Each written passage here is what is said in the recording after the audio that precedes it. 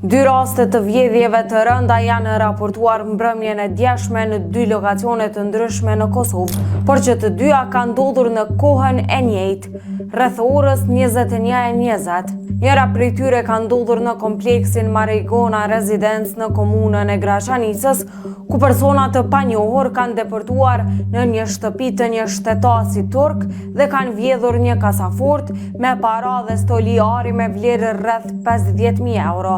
Po ashtu janë marrë edhe pajisje të kamerave të sigurisë. Policia ka dalë në vendin e ngjarjes dhe ka nisur hetimet, ndërsa rasti është cilësuar si vjedhje e rëndë. Rasti i dytë ka ndodhur në fshatin Shirok të Suharekës, ku hajdutët kanë hyrë me forcë në një shtëpi dhe kanë marrë DVR-in e kamerave të sigurisë, si dhe një armë gjuetie me leje të skaduar.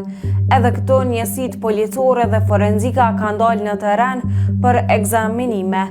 Në të dy rastet hetimet janë duke vazhduar, ndërsa nuk dihet ende nëse ekziston ndonjë lidhje mes tyre për shkak të kohës së njëjtë të kryerjes së vjedhjeve dhe në të dy rastet kanë marrë pajisje të kamerave të sigurisë.